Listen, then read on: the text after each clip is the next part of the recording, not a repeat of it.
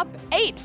We've arrived at the final stage. Yoshihiko Ikawa on Domain Ramp versus Yuta Takahashi on Azorius Control. Let's get to meet our players a little bit better. They are teammates on Team Moriyama Japan. They are also best friends. I think this is just the most spectacular finish you could hope for if you're one of these players here today. Absolutely. They're best friends until they sit down and play their first round, though, I'll tell you that. Yoshihiko Ikawa, the team leader of Team Moriyama Japan, as well, are a tournament leader for the entire time this weekend. No losses until round 10. An utterly dominant performance. Beat Yuta in draft, but that was back in round number 2 and again in limited. Yuta Takahashi's road to the top 8, 7-1-2 in standard. Started day 2 with a loss, but then battled back to secure his spot here in our top 8. There's a look at the players, best friends, teammates. Tell me about their decks. Yeah, absolutely. So let's start by looking at Domain Ramp here. Now, both of these players, both of these decks that we're going to be seeing are really trying to beat Esper midrange, and, well, both of these decks kind of did it. Now there's no more Esper midrange in the deck that was the most played. So it comes down to how is the matchup between Domain Ramp and Azorius Control. I want to pay attention to that Cavern of Souls. There's 4 of those. If Yoshihiko Ikawa can time that correctly, where Yoshihiko plays that as Atraxa gets cast and can't be countered, that's going to be very, very huge for him. So Yuta on the other side, there's going to be a lot of lands like Field of Ruin, Demolition Field to be able to mitigate that problem a little bit, try to destroy those caverns before Atraxa gets cast so Yuta can counter those so the value doesn't snowball out of control over Yuta here. But this matchup, Maria, very close. Very close. 55-45 in one direction, kind of at most. Do you feel comfortable making a call here, Corey, a prediction? Ooh, you know, I think I will say Yuta is going to win this Pro Tour. I think Azorius Control slightly has the edge, and, you know, I just want to see Riley gloat backstage that Azorius Control takes it down. All right, everyone, it's time for the finals here at Pro Tour Thunder Junction. Marshall and Monty, take it away. Yeah, thank you, Maria. Welcome back to the booth here at the finals of Pro Tour Thunder Junction. I'm Marshall Cycliffe. This is Monty Devuti, and it is our great pleasure to bring you coverage of this awesome final between 2 teammates, as it turns out. That's really the dream, right? Yeah, really, regardless of who wins, their team is the huge success story of this weekend. 3 players in the top 8. I think between all of them, about 66% win rate across the event. And in the top 8, they've only lost to each other. Both players in the finals. And Missouri, which was knocked out in the semifinals, lost to Yuta. So really just dominating this event all the way down the stretch. Let's bring in our 2 finalists. First from Japan. They're both from Japan. We have Yoshihiko Ikawa, and that is Yuta Takahashi, as these 2 teammates shake hands and sit down to do battle here in the finals. Of course, you can see that trophy sitting right out front. Really interesting when you face down a teammate, especially since, you know, they're going to have to do the long travel back to Japan. The real question is, which one of them is going to be holding the trophy? Yeah, both of them are chasing a trophy, really. Yuta, of course, world champion back in 2021, World Championship 27, but doesn't have a Pro Tour trophy to his name, so chasing that. And of course, we do know that Ikawa is a runner-up all the way back to Mythic Championship 1 in Cleveland, losing to Autumn Burchett, but he is also chasing that title. He said that each time he's made it to the top 8, he has improved, and this time he intends to win it all. I love that storyline. Long way to go, but we'll see if Ikawa can do it or if it's going to be Takahashi adding to that already stacked trophy case at home in Japan.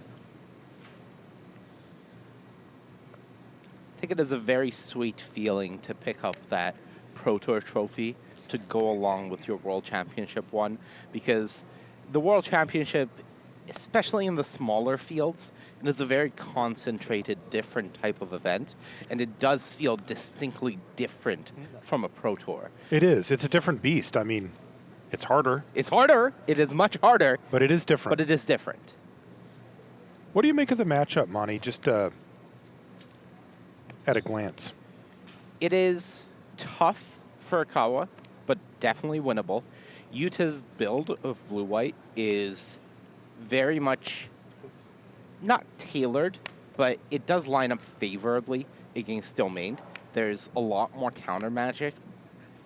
One of the things we were talking about is Yuta is running less board wipes, no copies of Depopulate, only 3 Sunfall in the main, where that may have been a bad thing against the Boros Convoke deck in the semifinals. It is great here against Domain Ramp when you have these counter spells instead of board wipes to deal with these haymaker spells that you really don't want to resolve. One thing Ikawa does have going for him is Cavern of Souls. That is a big one to help push through these Atraxas. But the existence of Field of Ruin and Demolition Field in Yuta's list means that Ikawa can't drop a Cavern of Souls early and expect it to stick around by the time Atraxa comes down. He will be heavily incentivized to slow roll the Cavern in hand as much as he can. You know, doesn't want to miss land drops, but does want to slow roll in order to be able to go, okay, turn 7, Cavern is my 7th land, name Phyrexian or Angel, and drop an Atraxa. You can't counter it. I get this card advantage to fight you with. We'll keep an eye on that as we work our way through here.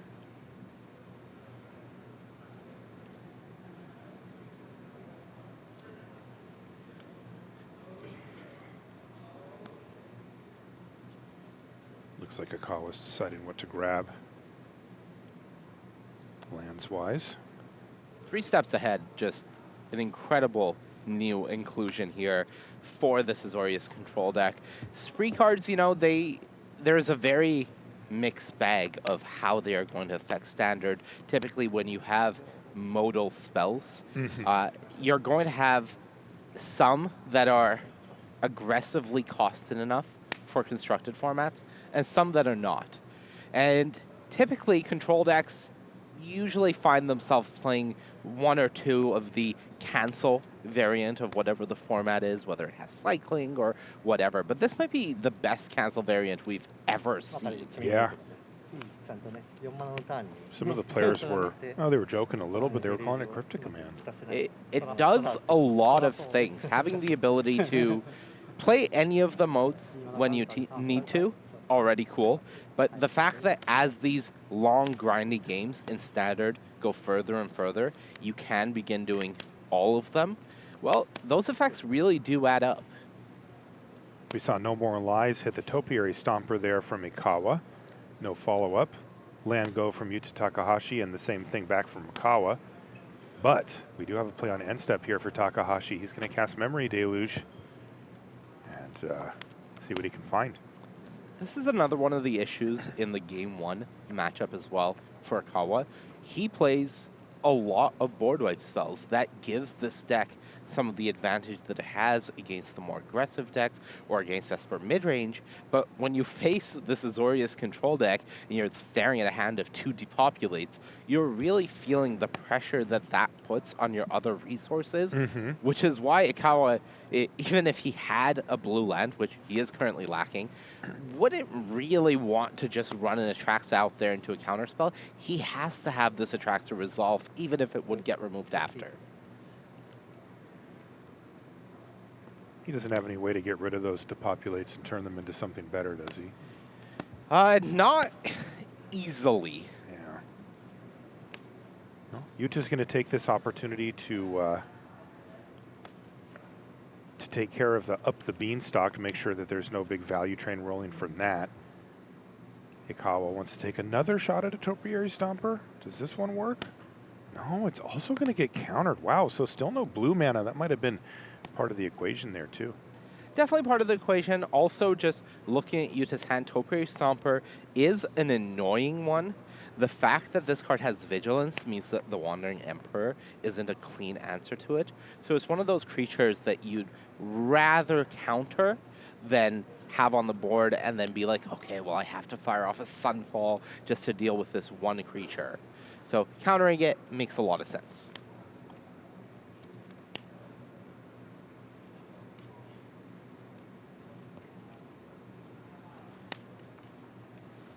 This up the beanstalk is going to resolve, so he's got one back on the battlefield again.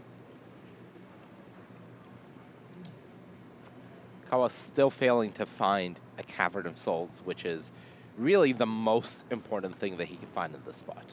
Right, it would unlock blue mana and uncounterability. Yuta with a pretty stacked hand. 2 copies of the Wandering Emperor means that on any given turn where he doesn't have to spend mana on a counterspell, he can finally develop a threat. But he also has a board wipe in case Ikawa is to resolve something like a herd migration and 2 counterspells to boot. Interesting. Yuta Takahashi had an opportunity there to cast Wandering Emperor, declined to, drew his card, no land drop for the turn, just said go. Just classic draw, go. Ooh, there's an island. Yeah, you just said, hey. I recognize that card. There's another up the beanstalk. Hey, when those things start to pile up. Third, depopulate Marshall. Are you serious? He drew all the... That is rough for Ikawa. Things you hate to see. Yuta would love a temporary lockdown to just take these up the beanstalks off the board if possible. But at the moment, not hitting land drops is a little awkward for Yuta, certainly, because he's been drawing these cards, but he's really looking to get to a point where he can play a counterspell or a draw spell and a Wandering Emperor. So the fact that he is stalling right now, not ideal. And you see Ikawa is pretty sure that this is March going after that up the beanstalk. Cavern? Was it? Cavern! It was Cavernous Souls on top of the draw library. for Ikawa. Wow. And as you mentioned, he'll either name Phyrexian or Angel with this. And then boom! Here comes the big hitter, Atraxa. And yes, don't forget that up the beanstalk trigger. And Yuta Takahashi sitting on multiple counterspells in hand can do nothing but watch as the value train rolls on by. Ikawa taking a look at the revealed cards from Atraxa and deciding what he wants to grab. Well, he found the best hits. The Re-Atraxa? The Re-Atraxa and the Re-Cavern. So even if Yuta is able to hit this first cavern with a Field of Ruin, as you see Ikawa almost go for a Proving Ground. Like, hold on now. Wait a second. No. Backup plan, please. Yeah. So he has both refuels necessary. That is the beginning. And now things start getting awkward for Yuta. Wow, what a top deck there, right in time for Ikawa. And now he's really starting to ask some questions because Takahashi has to figure out how to handle all these extra cards in hand, plus the Atraxa that's on the battlefield. And let's not forget that Up the Beanstalk has done well. That's actually the third one cast by Ikawa. None of them actually cost him a card. They all replaced themselves.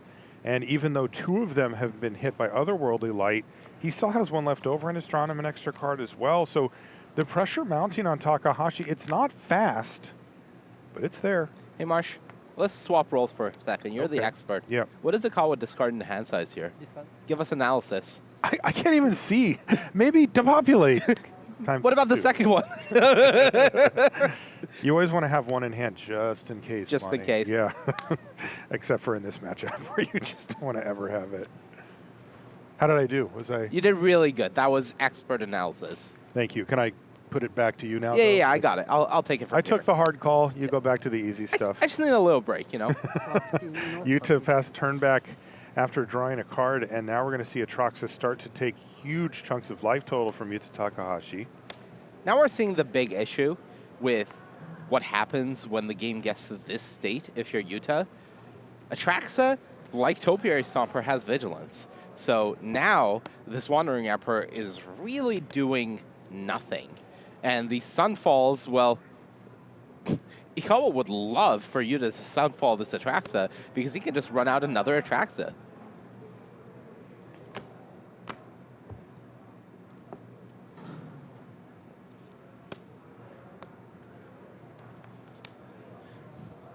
I think game 1, we are going to see Cavern of Souls name Angel a lot.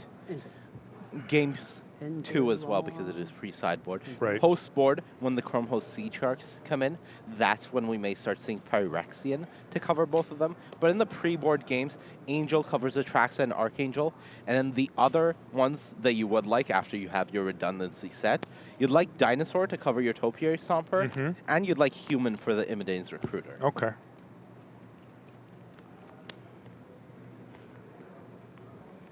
Yuta Takahashi flashing back memory deluge here at 13 life. And a game that seemed pretty close got blown wide open by Cavern of Souls. As it usually does. And of course, the Atraxa. Yeah. Yuta does find what looks to be a demolition field as one of the cards off of this memory deluge. Still considering, of course, hasn't taken them yet, but looks to be considering that as one of them. That's an answer for one of these Cavern of Souls. A lot of pressure now on Takahashi. Okay. We're just in game number 1 of the finals, but you can sense the intensity between these two players. Yeah, I think pre-board games where Ikawa still has all of his board wipes in and hasn't really sideboarded to prepare for the control matchup. His deck is suited for the more aggressive ones. There is a lot of pressure on Yuta to be the one that is taking the wins or at least getting a 1-1. So each time that Yuta loses one of these pre-board games, that is very costly. We see Sunfall used just to get rid of Atraxa, but it's as good of an answer as any. I think Ikawa is pretty incentivized to go another Atraxa, Cavern of Souls on human, Imidane's Recruiter, attack you with both. Because if the Atraxa gets in for 8 damage here, we start getting to the point where multiple Archangels of Wrath start threatening Yuta's life total. Oh, so those can be relevant later in the game, although it looks like Or the other right way. now 937. this is going to be an Archangel of Wrath down to 9 falls Takahashi. And as you said, even just that one double-kicked Archangel does put that 1-2 punch that you mentioned, Imidane's Recruiter, as well as Atraxa, as a lethal, right now, lethal type attack whenever Ikawa decides to go for it. Notably, while the Archangel does cost 6 for those double kicker, the mana value does remain 4. So up the beanstalk, not triggering for a card for Ikawa there. Demolition Field is going to take out one of the caverns that named Angel, but the other one's still there. Yeah, if Yuta can find a second one to take out the other cavern, that would take Ikawa off of the uncounterable Atraxa into uncounterable Imidane's Recruiter line. We do see there is a third Cavern of Souls in Ikawa's hand, but that play really does rely on both of these being available. You know, it was a colorless land, but it's Mirix, it looks like. Yeah, and I think... Are we just going for it? Well, there is an issue, which is the Archangel does not have Vigilance, I believe. So It's true. that is weak to the Wandering Emperor. And with the multiple copies of the Wandering Emperor, the full 4 in Yuta's list, Ikawa, even though he knows one was exiled to a March of Otherworldly Light earlier, part of that has to be an assumption that Yuta has a second one available to him.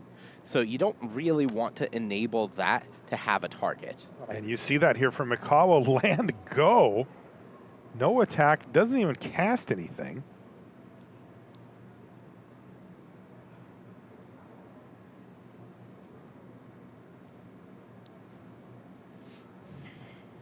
Takahashi is going to make a might. Is that it? Wow. Going to be a game of patience here, I think.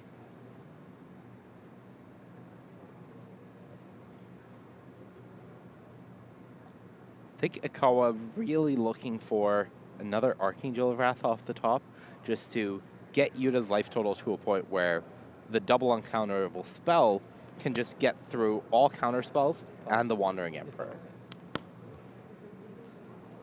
That's just discarding the hand size at this point. Sure is. Wow. Yeah. Settle in. We've hit a bit of a stalemate here.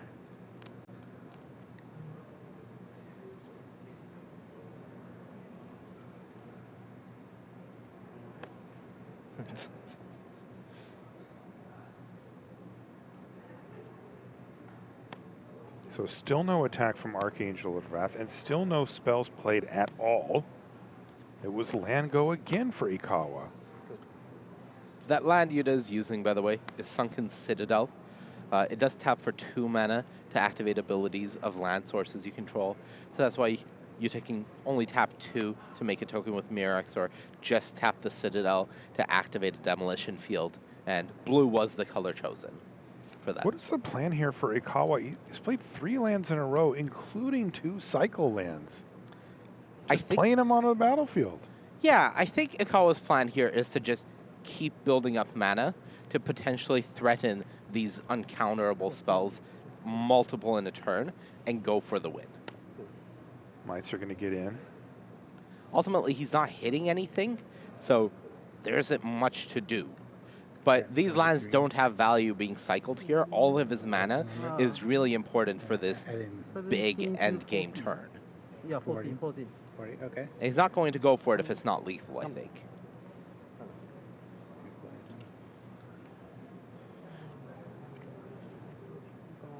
But now the poison counters are on. Okay, well, here's Beseiju to take care of that problem.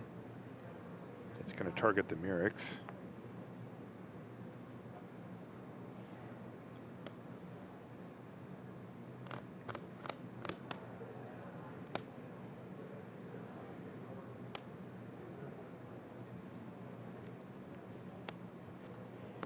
But not before one more Mite's made.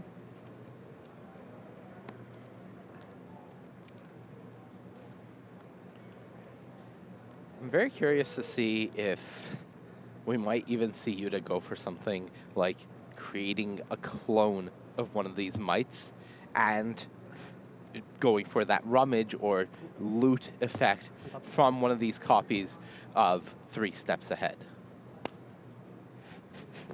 Cloning my tokens. Look, you gotta get weird sometime. Ooh, okay, hold on.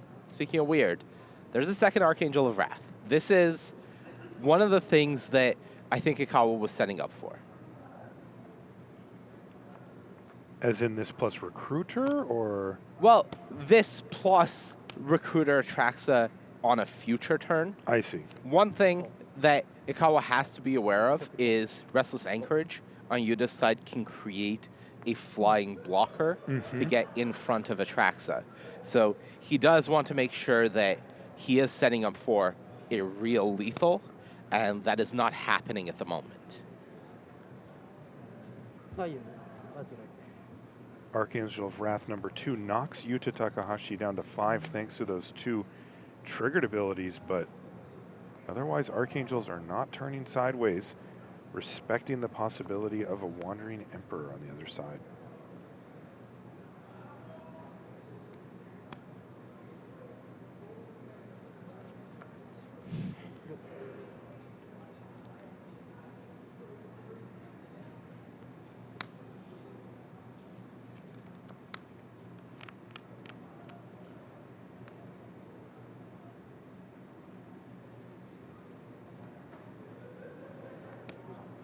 Okay, he's going to go for the Atraxa now. All right, step 1, draw a card off of Up the Beanstalk. This has been a long time coming. Would love to find, like, Long Goodbye here. Ooh, another Archangel. That's really good. How about a Leyline Binding? Fine. Was Sunfalls. The problem with Binding is it doesn't go after the Anchorage. So you can remove any blockers, but not that one.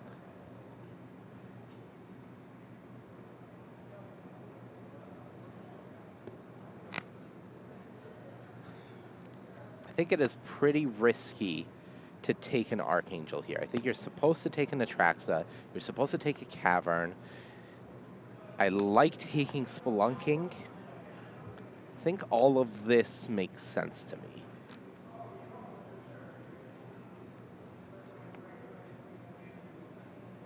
Kawa looks like he's got it all lined up, just maybe double checking. Yeah, and I think it is going to be time to go Cavern Human Imidane's Recruiter.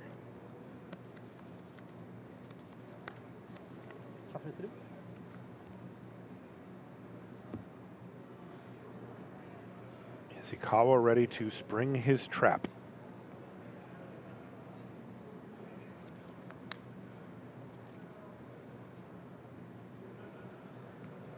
This is Cavern. Naming human. It's in the graveyard, the cavern in the graveyard. Oh, he's naming angel again. Okay. So he just wants to chain together another Atraxa. Maybe not next- this turn. next Maybe he's turn. just going to pass. Yeah. Just say. Oh. Okay, that's the Spelunking. Spelunking. Yuta pulling in front one of these No More Lies, of which he has so many. 3 in hand. Yeah, this has been a game of incremental advantage for Ikawa, punctuated by Atraxa showing up and really pushing him forward each time, getting 4 or 5 cards into hand. And otherwise, it's been up the beanstalk and spelunking and just little bits here and there. Okay, so this is excuse me, 3 steps ahead with the counter and the loot mode. No copy. Okay. Looted away a land and countered spelunking.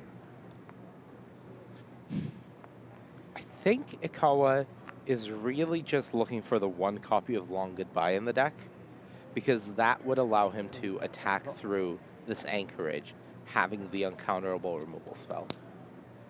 And I think he was hoping to find it off of that Atraxa and wasn't able to. And this is all predicated on Ikawa assuming that Takahashi has a Wandering Emperor in hand, right? Yes. Like, otherwise, it's a lot easier. It is a lot more simple if you assume that is not the case. Turns out Yuta has 2 of them. Now, Yuta did pick up a really important card there in Odawara. Odawara is a way for Yuta to bounce the Atraxa when Ikawa inevitably goes for this haste win.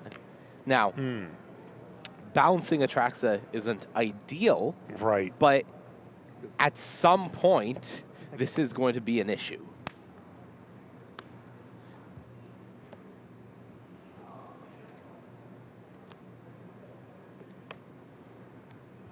Topiary Stomper, pretty good draw, actually.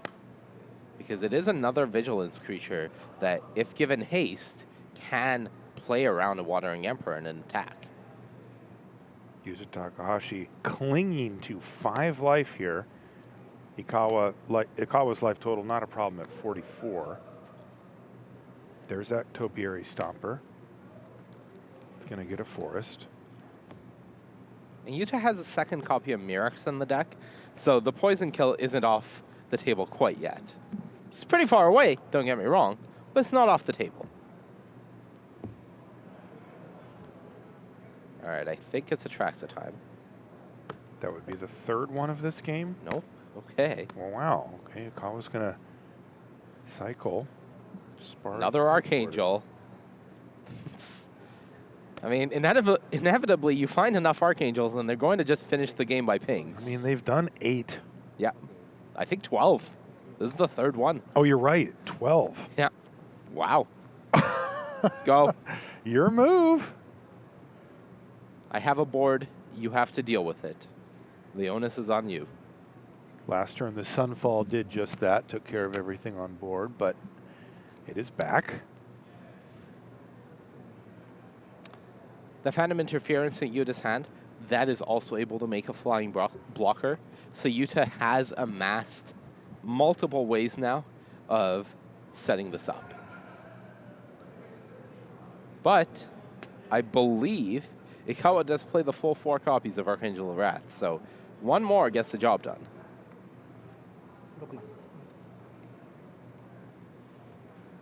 Or if Yuta's going to get a quick count. And he has 2 Cavern on Angel. So next turn, Ikawa could go Atraxa using 1 Cavern. If he hits the Archangel, uncounterable Archangel, for you, and see what Yuta can do. He's just going to wake up both of his incubator tokens. 1/6, one is just a 1/1. Yep. We may see a bunch of those later in the game, but right now we're just in game 1. Yeah, Ikawa taking a moment after Yuta tapped all that mana, considering maybe just going for a ley line binding, targeting that 6 power. But ultimately, this is very much a staring match. This ley line binding, if it gets countered, would still draw a card because of the Beanstalk.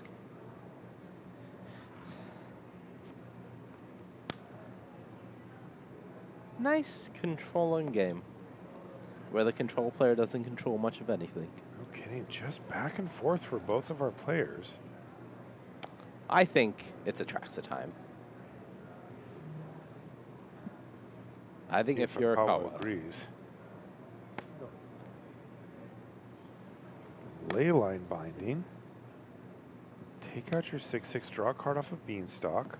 finds another Sunfall.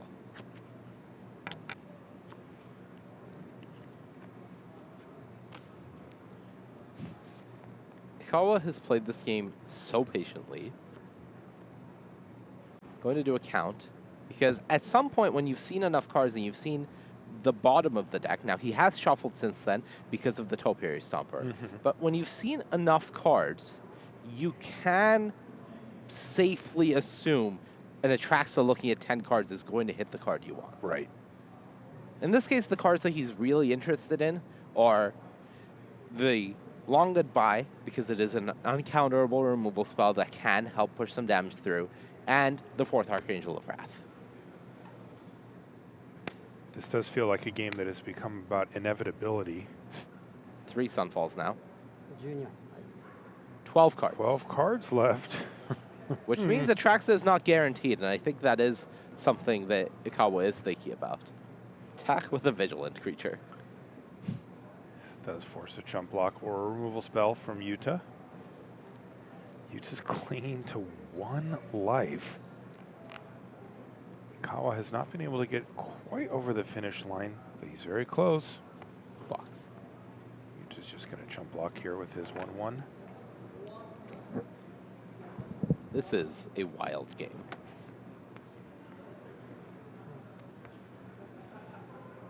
Passes the turn again. Now we're finally going to see the Wandering Emperor. It's going to come in and make a Samurai, and then Yuta gets to go to his turn.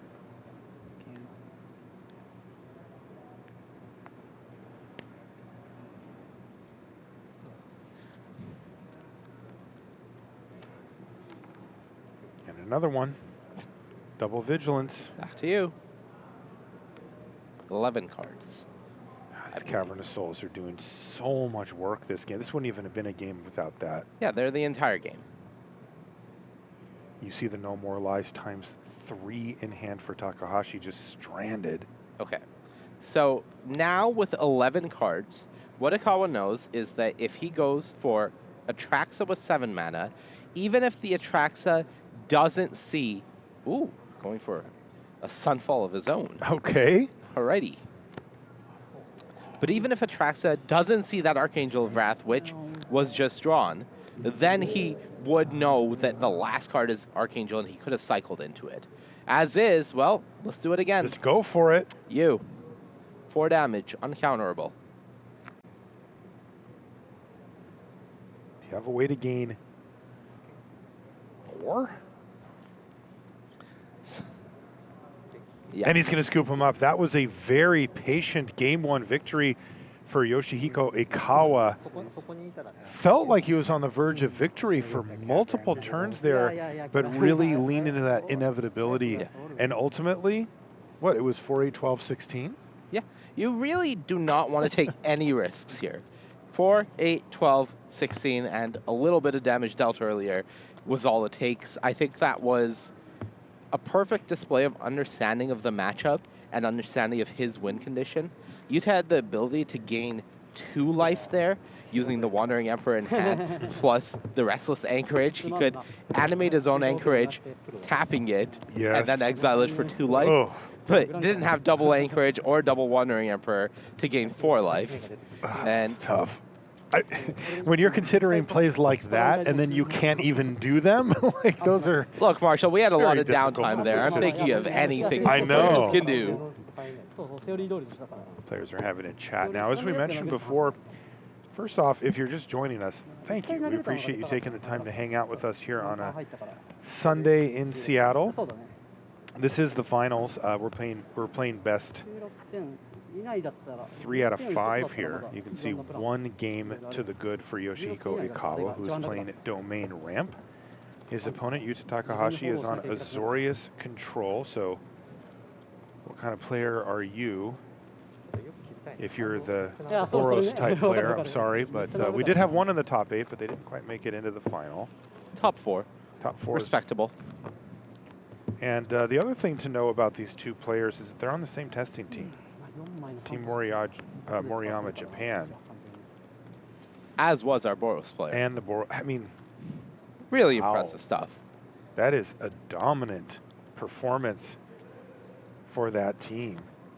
And it's funny. 3 people in the top 8? That's very rare. 3 people in the top 8, other than Ray Sato, who didn't make day 2, their worst performing player of the other 9 were 9-7. So 66% win rate for the team. But honestly, the most impressive part for me is they didn't break it. They're all playing different They weren't decks? all on the same deck. There's at least 4 different decks that I counted among the members of the team. I'm sure there was more, but I counted 4. And they put up 66%. That's just, we're good. We're good at this. This is their event. And it sort of feels like it always has been. Ikawa, overnight leader of day 1, 8-0. Our first player into the top 8, going 12-1. And then Mitsura joining him in the next round. And then Yuta winning his way in. And now it's, well, 3 of us in the top 4. We've only lost to each other. 2 of us in the finals. 1 of us is going to win. They are going home as a team with a trophy, but only one of these players gets to carry it home. Both of them have great stories with our game. Yuta Takahashi, of course, world champion from World Championship 27. Also known as Fairy Mastermind now. Yep. Unfortunately, no Fairy Masterminds on either side of the matchup here. Yeah, playing blue, playing instant speed, but couldn't quite make it work. Look, creatureless means creatureless, and this Azorius control deck, at least in the pre-board games, is well and truly creatureless. And we did see a lot of Fairy Mastermind this weekend. Very popular card. And Ikawa, this is a bit of a comeback for Ikawa, who won the Japan-Korea Regional Championship to re-qualify here. Was very excited about it. I'm back on the Pro Tour, he told us. And looks like Ikawa wants to take good advantage of that. Yeah, we've seen a lot of Ikawa, but it does feel like it sort of has come in different eras. We first saw him top at a Pro Tour way back San Diego, 2010. Then fast forward, 8 years, Mythic Championship 1, loses to Autumn Burchen in the finals. Then there's the online era during the pandemic. He's putting up results in some arena tournaments. The name Ikawa is everywhere. A lot of the players in the scene know him. I believe he's in the Rivals League, putting up results. And then, we come back to paper and we haven't heard from him for a while. And then, regional champion. I'm back, baby. And you know what? There's no better way to make a definitive I'm back statement than just crushing your comeback Pro Tour. That's a great way to put that. Players, by the way, are resolving mulligans here. And I will remind you that they're not sideboarded just yet. That will happen after this game and any subsequent games that we play. And we're live, so Yes, indeed. the rest of the weekend, sideboarding everything is something that just sort of happens. But here, it's all happening in real time. All right, we are underway now. Yuta Takahashi gets to kick things off here after losing that first game. Yoshihiko Ikawa. Forest. It's a little weird. has the Herd Migration and has a copy of Cavern of Souls in the hand that you see, but as we covered the previous game, not going to be playing that anytime soon if he can help it. A lot of tap lands in this deck, though, and this could come back to bite him a little later as he has to draw into a chain of tap land, tap land, tap land, something like that. Yeah, you do see Takahashi on the other side. Mulling into 6 for him. Ikawa kept his 7. But part of that 6 is at least one copy of Demolition Field that we see on the battlefield already. So that is checking the Cavern of Souls that we see in Ikawa's hand. But we also know, based on the previous game, that if he can help it, Ikawa is just not going to play this Cavern, especially into a face-up Demolition Field, until he has to. That's right. We see Spelunking attempted, but No More Lies will send it into exile. Jetmir's Garden follow-up, though, for Ikawa. And another one.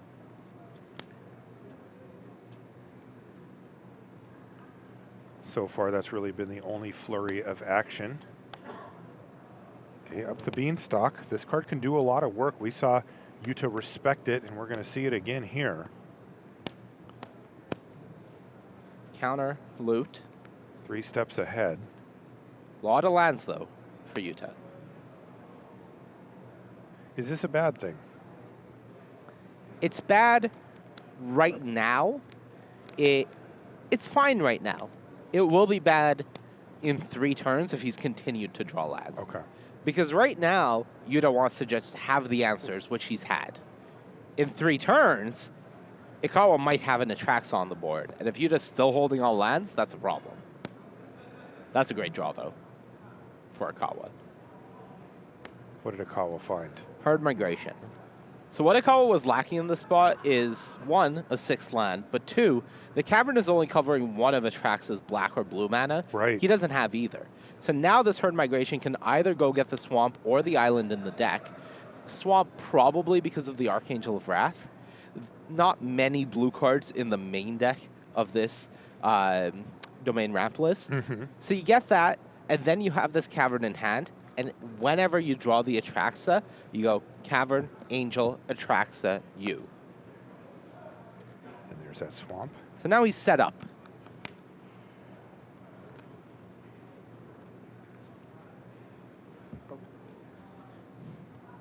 And after that, Yoshihiko passes the turn back, but we are going to see Wandering Emperor. This is going to be played much differently than last time.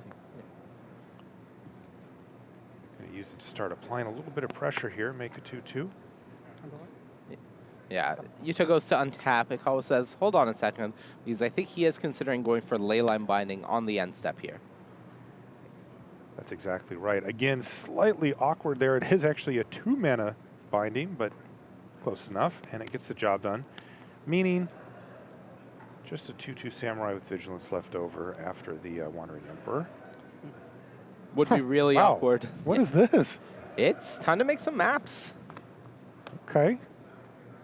Restless Anchorage is going to get busy here alongside the Samurai. So 4 damage comes across, and as you mentioned, Monty, a map token created as well.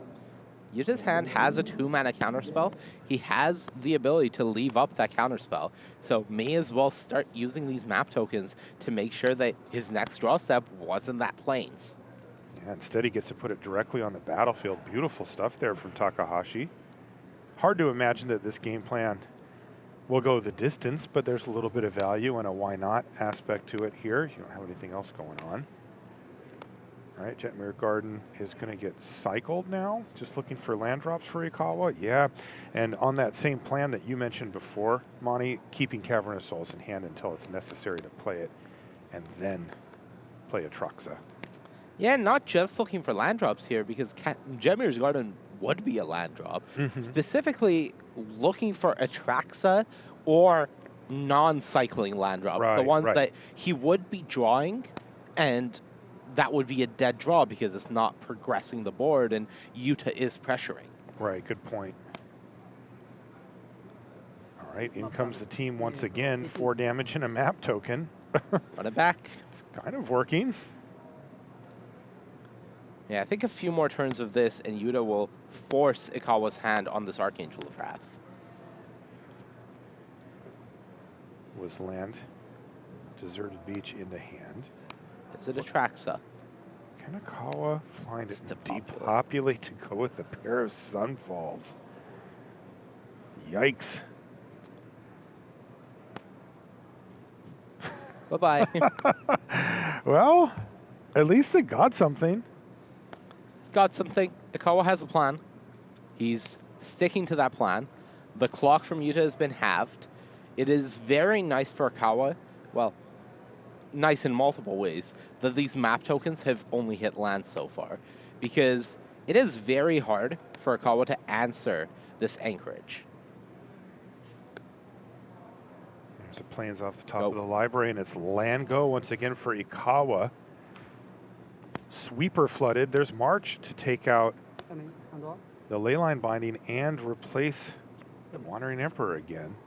And I think Ikawa will once again go for the leyline binding here while the Emperor has activated. There you go. You get another knight out of the exchange. Yeah, these are slowly but surely benefiting Takahashi here as well. Ikawa not getting extra cards. There's no up the beanstalk here. Not as good a draw as a Traxa, but a second Cavern would allow Ikawa to go play one, play the first Archangel of Wrath, and go after this knight, plus put a 3/4 lifelink on the board, which does check this anchorage until Yuta is able to answer it.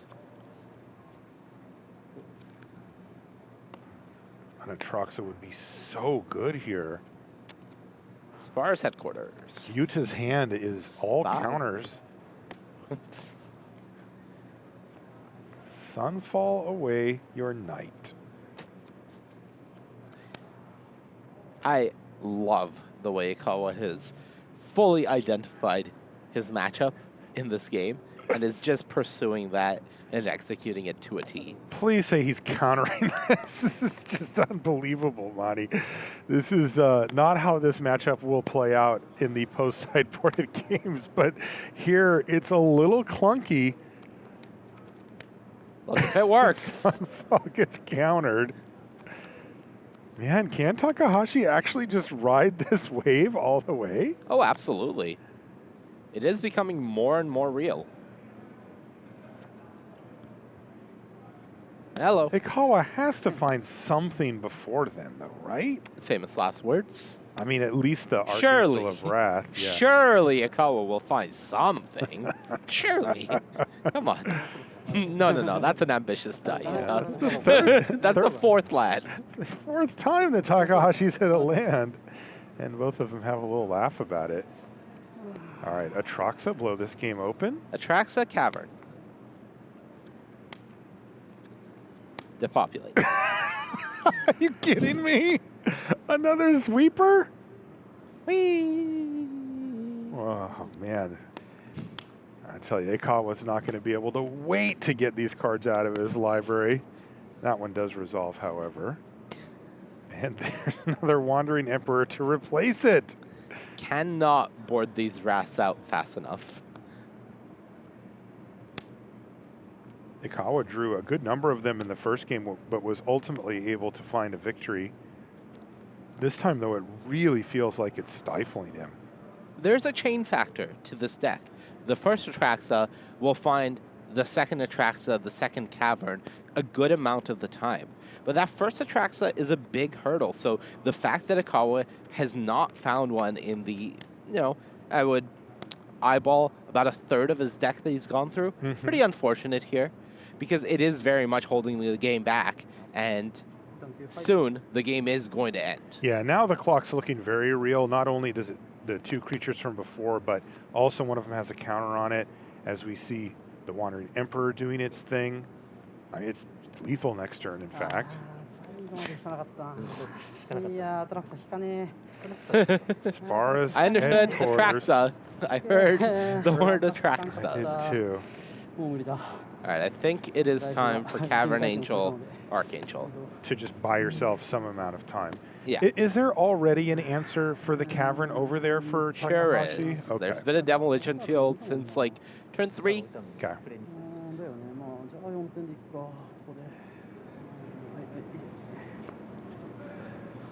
And he's think- going to choose to take out the いや、そ Wandering りゃそう。 Emperor 置かないでしょ、そ and ん go な back up to 9. ない。 So Takahashi eyeballing that Cavern of Souls over there. Eyeballing its demise. セットが揃わない。 I want to see the top of the library for please. Ikawa. I guarantee it's Atraxa. It doesn't look disciplined. More discipline than I would have had. I like that Ikawa. It didn't matter サイ anyway. ズカードも You don't like causing psychic damage to yourself? No, I do not. But I really wanted to see. Ah. Well, he'll draw one here no matter what. I know how this game works. Yeah? You've been here before? I have been here before. Not your first rodeo? Yeehaw. This is my first time covering a rodeo-themed pro tour. Okay. I wore a cowboy hat this weekend, thanks to you, Monty. Look, I'm a man of the people. He said, I signed you up for something. This doesn't end well for me, and it didn't. I think it was fine. You'll be okay.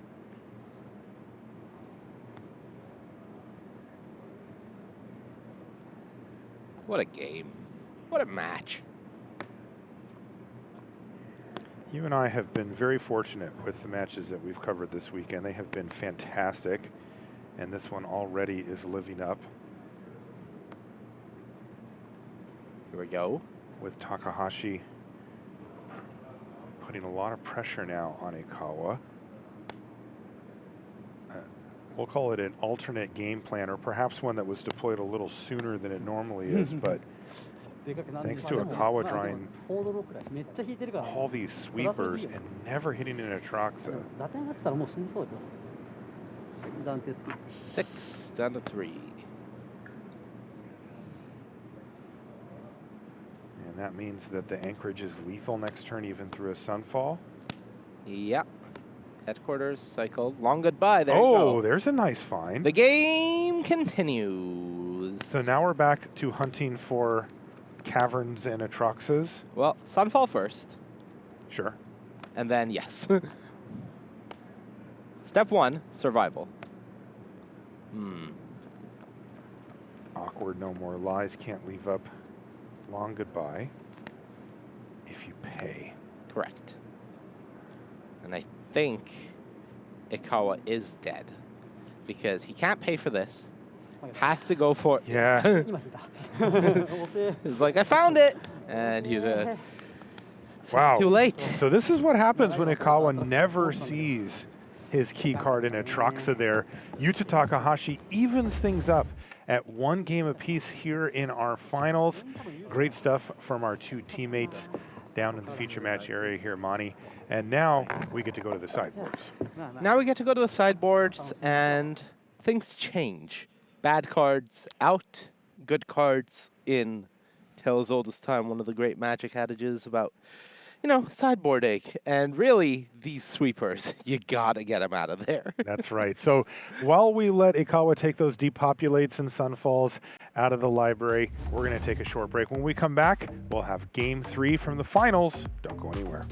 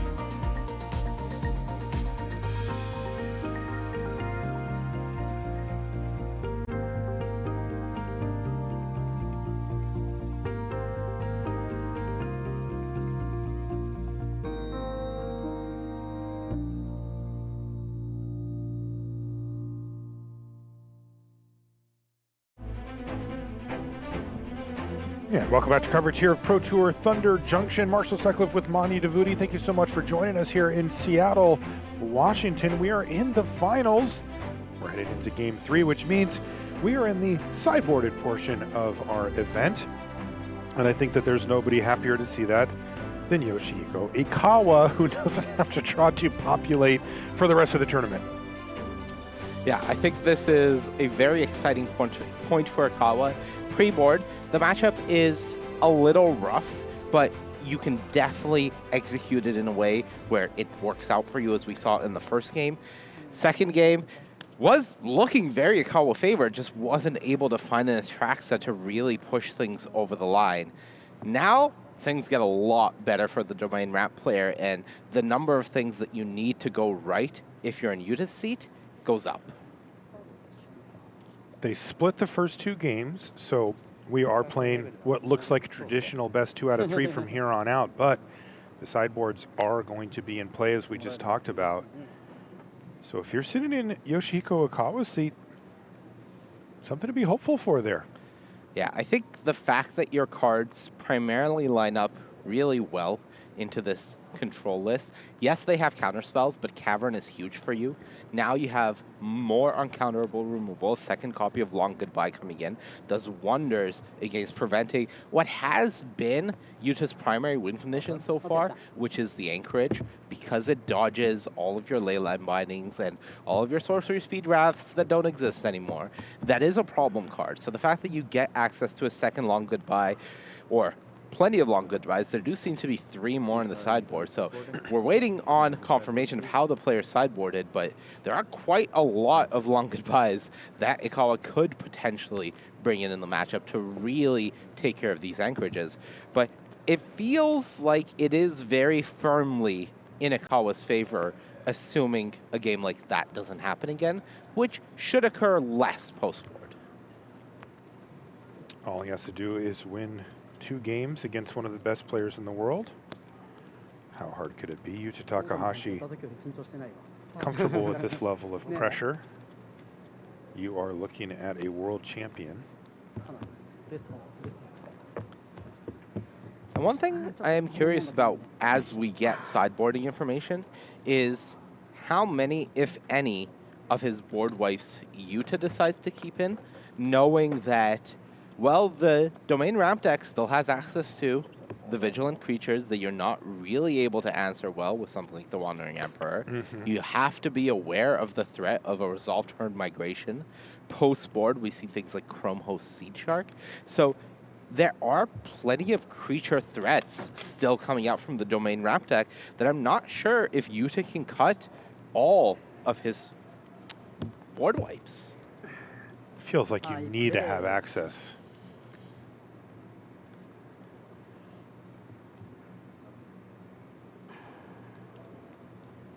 Okay, players are getting shuffled up after making their sideboard adjustments here for game number 3. Another thing to note, again, in Ikawa's favor is that he's going to be on the play here.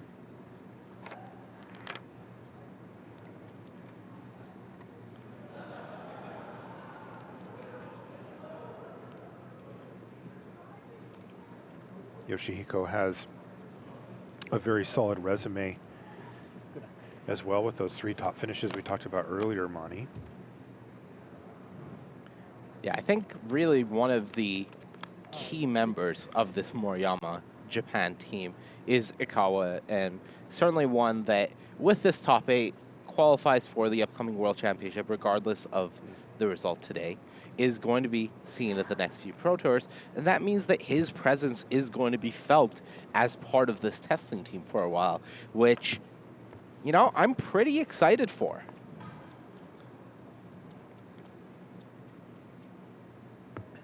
You can see Frank Karsten there.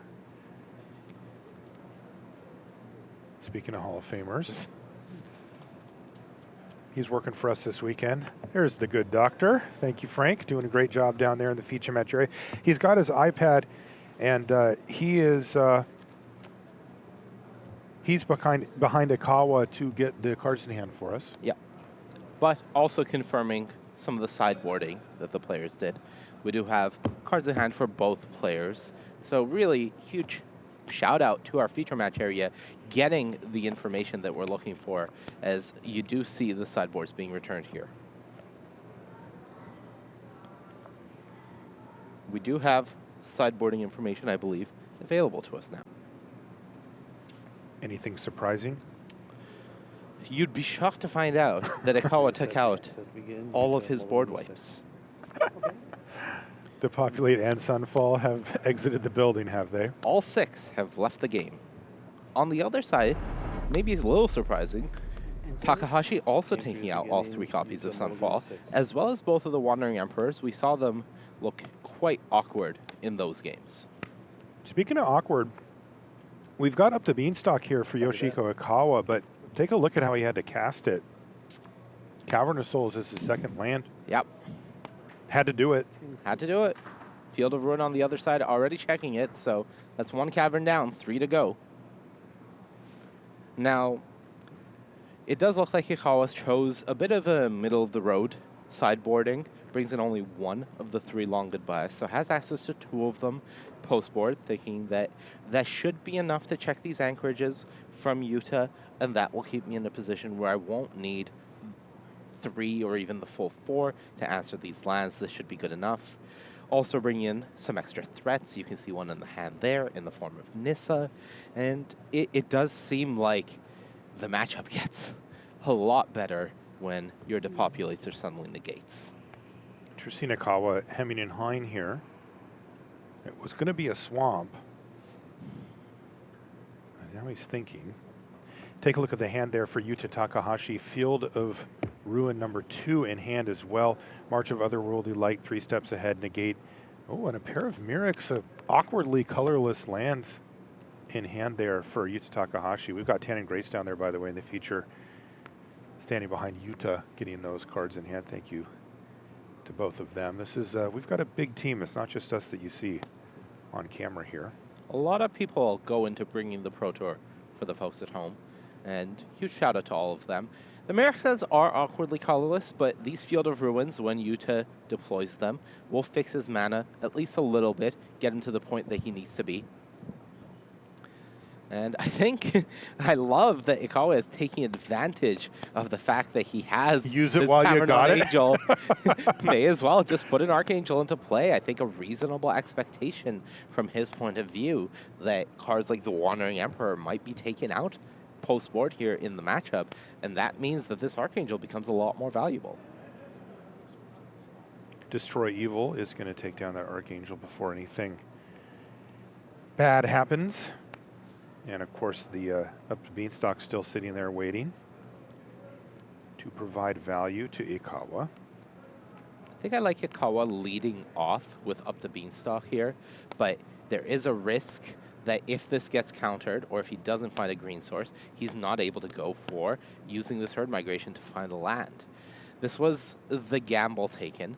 The nice thing here is each time Yuta is forced to use one of these counter spells right now, it is delaying his ability to use this Field of Ruin.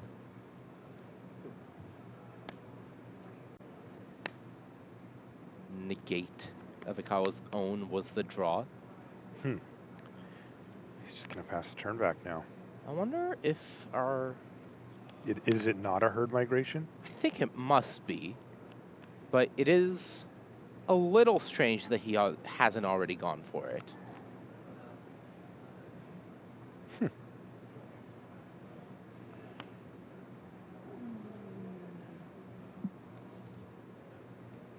I could also see Ikawa cycling a Leyline Binding here. It's going to get a little mana bump here. We see the Field of Ruin targeting Cavernous Souls. He's going to tap it in response. Probably Spar's headquarters just to get the herd migration. forest to hand from the herd migration, and then planes from the Cavern Dying into play. That allows you to still have the Leyline Binding up, as well as negate in hand.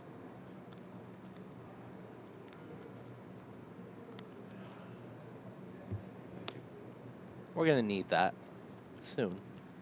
That Angel, don't put away that label quite yet. We're gonna need a lot more of those.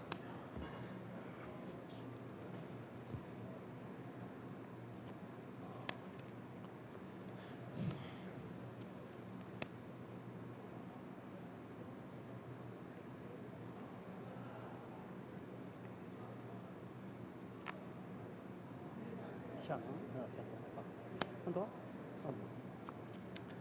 That is a March of Otherworldly Light going after the up the beanstalk Okay. from Takahashi. And He's going to protect it. I like this a lot. Ikawa was saying that I would like to start getting incidental cards off of these big spells that I play, even if they aren't resolving through your counter spells. Yeah, that is another way to fight against counterspells if you don't happen to have the Cavern, is if everything you cast just cantrips you anyway, well, you're going to just run them out at some point. And there's Memory Deluge. This was a land go for Ikawa. Could have gone for Nissa Ascended Animist along the lines of what we were just talking about, but has chosen against it. Yeah, I think that it is awkward from Ikawa's point of view, running the Nissa out into the counter spells that ask you to pay mana for them. Sure. I think he would like to wait as long as he could, saying, "Ooh," saying that I'm not under much pressure. But now it's, all right, never mind. Gonna go for it. This is a partially discounted Nissa Ascended Animist. But as we saw, there was a Cavern of Souls drawn for the turn as well. Up the beanstalk is triggered. That's right. でまあ日々 So that does get countered by 3 steps ahead. This card is such a fantastic Man. inclusion in this deck. This thing's a beating. Yuta playing all 4. But Ooh. check out the setup here for Yoshihiko Ikawa. I'm checking out the setup for Yuta Takahashi. Wait, what are you seeing? That's a Tishana's Tidebinder drawn. Oh. How about your Traxa doesn't get its trigger? And becomes just a 7/7. Yeah. Just Still a 7/7, I suppose. But yeah, given all the text on that card, downgrading it to just a merely 7-mana 7/7 does sound really nice. Yeah, because one of the things certainly that Ikawa is relying on, and the reason that Ikawa went for that Nissa the previous turn, is when you play Atraxa, you will be refilling your hand. So you don't want that many cards in it. But when this gets countered, there is some amount of regret. Trigger on the stack, says Yuta Takahashi. Yep. There is also the up the beanstalk trigger here as well. And that's kind of the bad news for Yuta. Having the good answer for this Atraxa trigger is great, no doubt about it. But that incremental advantage that we've been talking about is a real thing, and it has been happening. That's the last 2 turns that Ikawa cast something and that it triggered up the beanstalk. And whether it's dealt with or not, he's still at least getting his card back and can continue to keep the value train rolling. Oh, man. And Yuta was able to draw a copy of, I believe, 3 steps ahead. So You're right. that can make copies of a Tidebinder. Oh, okay. So this game just got interesting. Also the easy way, March of Otherworldly Light, to just take down the up the beanstalk. The job was done by it. It did draw 2 extra cards for Ikawa, but it is gone now. Yeah, I think Takahashi has to use one of these Field of Ruins here. Or he'd just draw that. Now what? Oh, Hullbreaker Horror? Yeah, it is a one of in the sideboard that has been boarded in. Whoa. Wow. Memory Deluge flashback now for Takahashi? Is this a main phase It Deluge is. flashback? It is. But Interesting. why? Certainly just playing around a potential negate from Ikawa, Sure. but it does feel a little scary.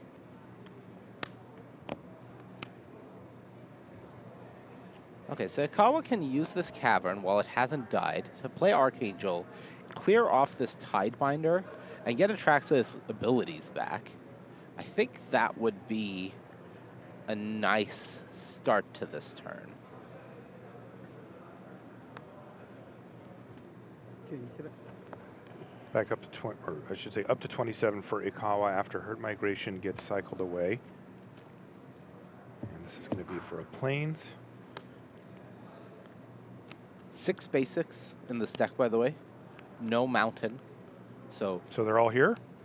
excuse me, 8 basics. Okay. So 6 of them are out. 2 of them are left. 23 So 31 each one that Ikawa draws, Yeah. these Field of Ruins will start turning into strip mines. 18から11 yes Ooh. で38 and he's digging him up too, so he's kind of working towards it. 殺したよあそっかそううん Yeah, yeah. So Archangel of Wrath kills the Tidebinder, which then turns Atraxa back into her good old self. Vigilant, Lifelink, Death Yeah. Touch, Flying. Funny enough, Vigilance being the most important one in this matchup, but Lifelink doesn't hurt. Doesn't hurt. 11 to 38 now. And this is kind of what you were talking about before, Monty. We were talking about sideboarding, right? This is where, you know, dealing with these one at a time can do some things, but a sweeper wouldn't be the worst. Would not be the worst. In this case, though, it's Yuta passing the turn back over. Oh Yuta's no. at 10. Ikawa drew one of those basics, so Oh, boy. Field of Ruins getting better very quickly. The question is, can Ikawa close out this game? Attack you. Going to play around the Wandering Emperor, and Yuta Takahashi does have it. Oh, and The he's 4. gonna go for it here, but I think Hullbreaker Horror will stop this. Yep, This is an Archangel of Wrath for lethal. you. Hullbreaker. There's the Hullbreaker Horror and a nod from Ikawa. This is not good news, though. Yep. Deduce can bounce the Archangel, but this will be Ikawa being able to use the Leyline Binding to at least get rid of the Hullbreaker Horror, because I don't believe Yuta has the ability to cast another spell.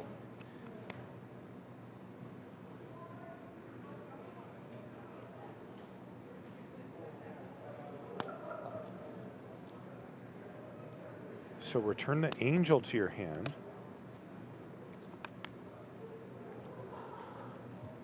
And there's the binding.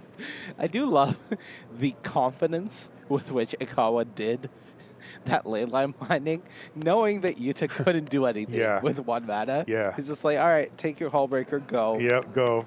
I'll take care of this for you. Yeah, yeah. No, does it resolve? No, put this on the stack. No, what do you want to Yeah, yeah. target? Just, it's out of here, your move. Leyline Binding, your turn. Take Yeah. your turn. Enjoy. So Hullbreaker Horror made a very brief appearance. Set back Yoshihiko Ikawa a lethal Archangel of Wrath, but it just went back to hand, and Atrax is still here. Archangel of Wrath #1 is still on the battlefield. Oh, there's an Imidane's Recruiter too? Yeah, but Field of Ruin is there. Okay. I don't really Yeah, know. Recruiter's not even castable, is it? Recruiter is not castable. There's no red mana. Right. And he drew the other basic. Field of Ruins have just turned into Strip Mines, Marshall.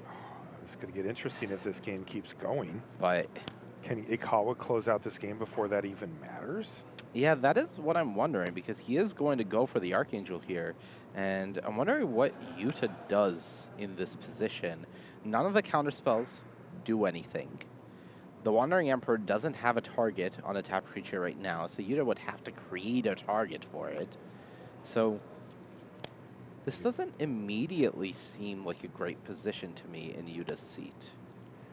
Also fairly mana intensive if Yuta does want to, say, fire up the Anchorage and then also cast and use Wandering Emperor on it. It's not ideal. Never where you want to be. Would probably in that position. It's not something you're happy about, certainly. All right, this is the loot. Head for just digging. That's a march. I don't think that's going to do it. And another counter spell.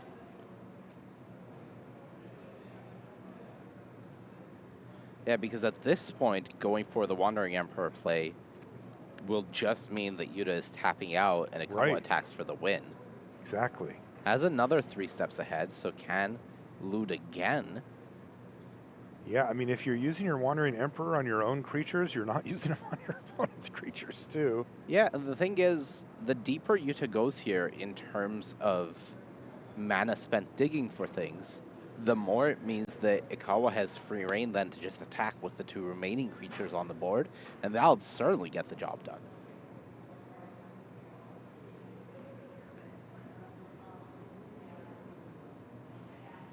Takahashi trying to find a way out. This Archangel of Wrath is lethal on its own. Sack the clue. Last ditch effort. I think. Oh, okay. No, he can go for March on the Leyline On binding, binding. exiling 2 No More Lies to reduce the cost. That is an option.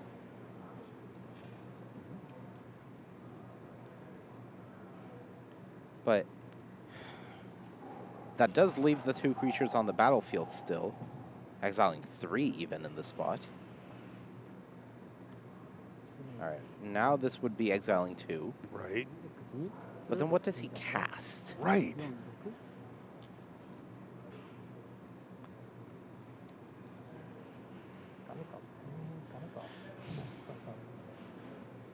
We need to play faster. Yeah. Judges are making sure that the pace of play. This may be an untimed top 8, but you do still have to play at a reasonable pace. Yes. And that's going to do it. The 2 triggers there from the Archangel or the attacks. You can pick your poison, get the job done, and that's Yoshihiko Ikawa picking up game number 3. 1 away now from Ikawa. Yeah, ultimately, Ikawa did have, Takahashi did have the Wandering Emperor there to cast and bounce the Archangel back to hand on the stack. But that is a tap out, and then Attraction just attacks, and that's lethal yeah, come on, because of the yeah. vigilance. I forget always. I will Sorry, remember for you sorry. now. It's okay. So many times. Just a moment. It's not my first time meeting you. Yeah, It's yeah, okay. yeah, yeah. Thank you. Thank you. Appreciate it. Every time I forget. Both Ikawa and Takahashi are very personable, extremely nice guys just to have a chat with. Yeah. But also very serious when it comes to being in the zone here. You see, there's some banter at the table, there is some chatting, but there's also a lot of focus because ultimately these guys have both been here in some way or another before. Takahashi in the finals of the World Championship, Ikawa losing previously in the finals of a Pro Tour. Certainly does not want to do that again here. Yeah, and you can see the intensity when, well, you can see it right now on Takahashi, but I think we've all seen that clip when he won Worlds. Tears came, you know, it was, you can see it, it meant everything to him. I was crying when he won Worlds. Seeing somebody that, you know, you've respected for a very long time, you've followed their career, you've watched them as they've had near misses, and they've really put the effort in to continue improving and become one of the best and finally get there. That's one of those things that, as a fan of the game, you feel that emotion. So it's hard to imagine how much more amplified they feel it. I felt that way when you won GP Vegas. Oh, did you? I did. Yeah. I'm not kidding. It wasn't just, hey, I know that guy. Well, no, I mean, I played against you. Like, I'm like, that's Monty. I'm just imagining you, Leonardo DiCaprio, sitting on the couch pointing at the street. Hey, I know that guy. That's Monty. All right, so maybe some sideboard adjustments here. And now the players are getting shuffled up and ready for game number 4. That's the trophy that they could take home. These players also played against each other a lot during testing. They're part of the same testing team. They had, I think it's safe to say, a dominant performance here at Pro Tour Thunder Junction. They certainly were the team of the tournament. They put 3 people in the top 4 of this tournament. I mean, that is unheard of. And you mentioned it earlier, Monty, but one of the crazy things is they're all playing different decks. Yeah. Way different decks, too. Very different, not just slightly different builds, but completely different archetypes in the top 8. We see Azorius Control and Domain Ramp, as well as Boros Convoke in the hands of the players. There are people on the team playing Esper mid-range, people playing Teamer Analyst, so really covering the full standard spectrum, and it wasn't them breaking the format, it was there isn't that much time to test for this Pro Tour. The testing window was shorter. We are going to play powerful decks in Standard, archetypes that we are familiar with, and just do it better. It really does speak to the quality of play from that team. Because, you know, it does happen sometimes that a team finds a deck that that nobody else does, and all of a sudden you see 3 of them in the top 8 or whatever, and you know, that's great. I mean, that's the whole point of this thing that we're doing here, but this is, in its own way, impressive. Both players are keeping 7. All right, I both do players think are keeping. I do think back to this Pro Tour last year, Pro Tour March of the Machine, where Team Handshake put 4 members into the top 8, and they were playing Rakdos mid-range, but just a slightly more innovative build. Really felt like the same style, and they ultimately took it down. They were the dominant team of that tournament. Now, there's a new sheriff in town. Really well done, Mark. One more Thunder Junction joke for the road, you know? Nice job. Yeah, I'm sure you're done. Yeah, I'm done. No. That was the last There will be no more. Wild West reference we'll get out of Monty today. 0. All right, quick play here in game number 4 as it's just a bunch of lands, nothing else going on. So far, there's Topiary Stomper as the first spell to go on the stack. Does Yuta want to let it resolve? A completely different look at the mana base here as well. For Ikawa, you see tap land, tap land, tap land versus last time when it was all basics. This is the type of start that he would like to have. It does look like for Takahashi, a little bit of a sideboarding change on for this game is once again on the play as... Sorry, he was on the draw the previous game after winning game 2, is on the plane now, so perhaps that's the reason for the changes. For Ikawa, no difference. You know what? It worked. I don't think he's bringing those Wraths back in. Yeah. Do you? No, I don't think he's ever going to touch those again. Yuta Takahashi trying to get across the finish line with this blue-white control deck. I know Riley was rooting for it. Yep. He's probably feeling the pressure back there a little bit at this point. As if Ikawa can pick up this game or the next, that's the championship trophy. あ、いやいや、適当でいいよ、適当でいいよ、別に。あ、まあまあ、じゃあ、それ、Yes, those are supposed to be randomized. Not exactly critical that that happens in this spot, so you can see the players saying, yeah, go for it.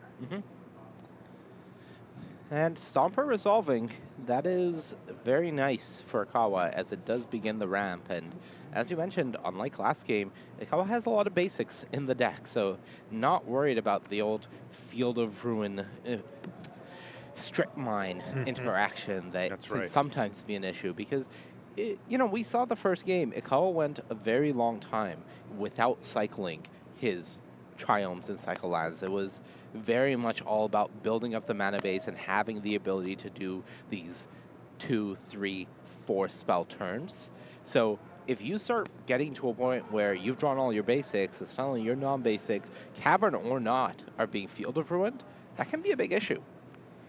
Also, just a much different look here from Yuta Takahashi. No counter spells just yet. And we're going to see Cartographer's Survey go on the stack, and it's probably going to resolve, though Takahashi's going to fire off a Deduce here. He has to. He can't have the Topiary Stomper online attacking him and having multiple lands enter the battlefield. Okay, and he found what he needed. 3 steps ahead. Oh, but the negate to protect it. Yeah, I believe that does cost him a life. As he does get there. He has to take one from the Darker Wastes. But that isn't the big deal here because especially if Ikawa finds a Cavern of Souls in this Cartographer Survey, I think that's one of the things that we were talking about. Why is Ikawa's build of this Domain Wrap deck not playing any Battle for or Invasion of Zendikars? Instead playing this 1 copy of Cartographer Survey. And part of the reason is this can find Cavern of Souls. Invasion only finds basics. Interesting. It didn't in this case, but that makes sense. And we've seen, I mean, to me, Cavern of Souls has been the most important card in the matchup that we've seen in the finals here. Oh, 100%. It has completely opened the floodgates for Ikawa. He has kept it in his hand many times so that he could play it and then play the spell he wants to get through. It's been a real thorn in the side for Yuta, and you can see that he's prepared for it with the Field of Ruins. Drew it off the top. Ooh. And honestly, Is this a good time for it? What? Recruiter Bash? no, I don't think you're playing it this turn. You just but wait. yeah, I wouldn't be surprised if Ikawa chose not to put a Cavern of Souls into play in that spot, saying that I don't have an Angel to use here. I have 4 Caverns in my whole deck. I don't want to expose one. It is going to be Imidane's Recruiter, but just throwing it on the stack and seeing what happens. This is Trained Troops. Oh, sorry, Trained Troops, exactly. Yeah, so the Recruiter can wait another day. You still have the ability to make that uncounterable. Yeah, not in the graveyard. You don't want that there. So this is respecting No More Lies here from Ikawa. Yep. Human. Oh! But wait, there's more. The Imidane's Recruiter does come down. The Tishana's Tidebinder, though, is going to counter the trigger from it. So everybody needs to stay home except for the Topiary Stomper. Cavern is on human, so that is a Cavern fired off. This is an aggressive play here from Ikawa. But the big question is, I don't think Yuta... It looks like he did board a Sunfall back in. I do see it in his hand. Okay. So he has access to some board wipe spells. Well, he's going to need it.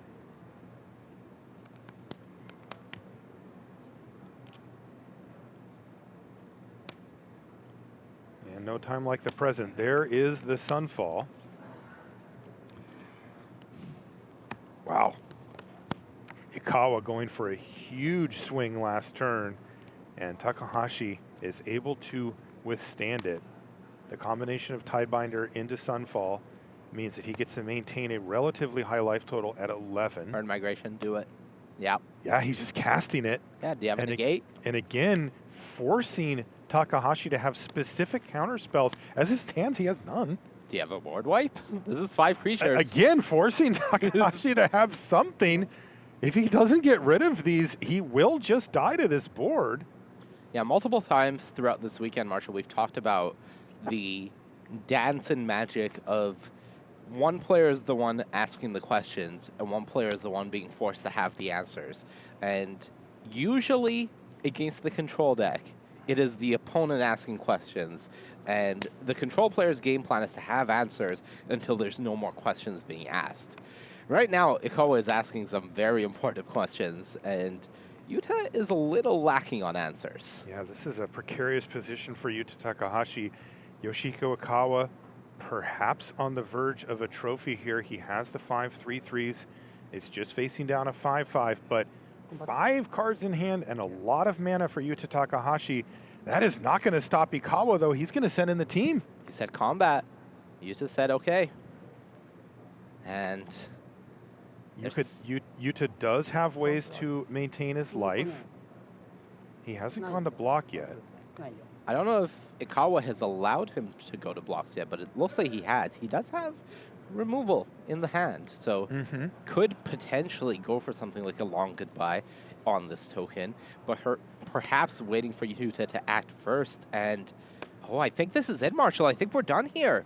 Wow, this is going to be Leyline Binding going on the stack here for Ikawa. He's going to let this resolve first. And we're going to see March of Otherworldly Light bounce a token and exile a token. Yeah, and before blocks but still. before blocks, this is 9 damage coming across. Archangel in hand, Marshall. It's over. And there's the Archangel. There's the handshake. Yoshihiko Ikawa is your champion from top 8 to finals. Now he has the trophy. He has finally done it. He called his shot. He said that I am back and I am going to be the champion. And all weekend, he has stuck to that story. 8-0 day 1. First player into top 8 losing 1 match all weekend, and that was in Unbelievable draft. run. And now his team dominates the top 8. But it is him who dominates his teammates. That's incredible stuff there from Yoshihiko Ikawa. A second place finish for Yuta Takahashi to go on his resume. But ultimately, that trophy is going to be in Yoshihiko Ikawa's hand.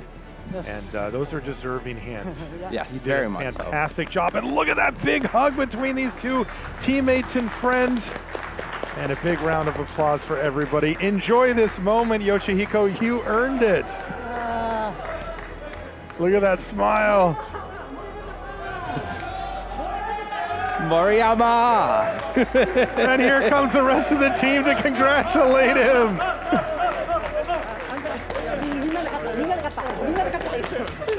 Fantastic. Wow, this is the moments that we love.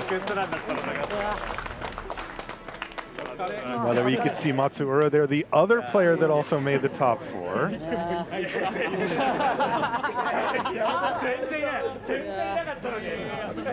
Just some Hall of Famers on the team as well. So awesome. Oh, Shota smiled too. Everybody's That is a happy. rare occasion, you know?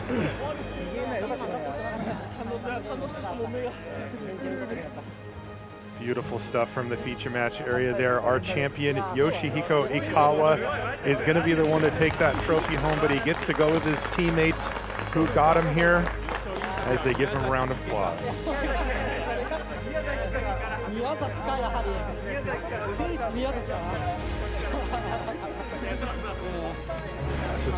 This is what it's all about. This is truly what it is all about. It is about the camaraderie, it is about the teamwork, it is about the gathering, and it's about seeing your hard efforts pay off.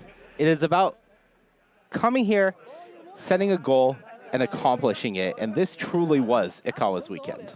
Yeah, fantastic stuff. Fantastic individual performance there. As you mentioned down the stretch, he only lost once all weekend. One match, that's it.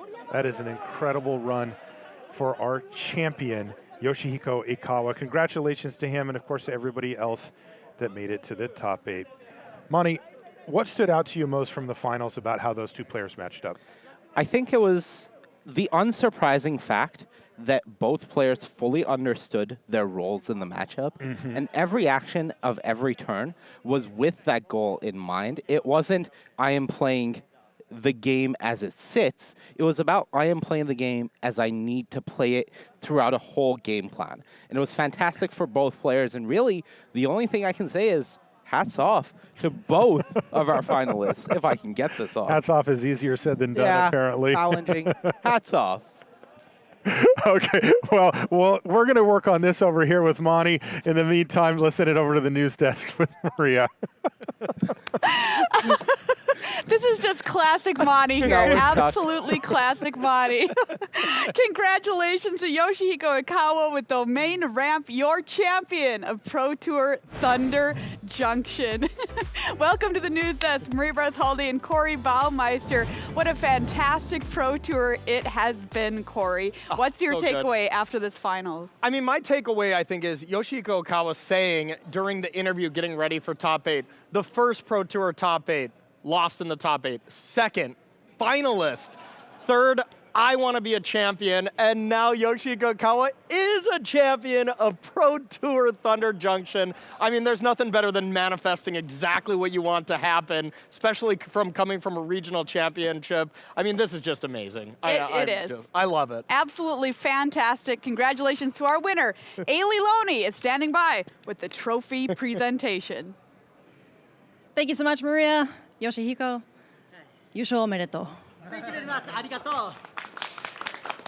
This is your first Pro Tour win. What does it mean to you personally and professionally?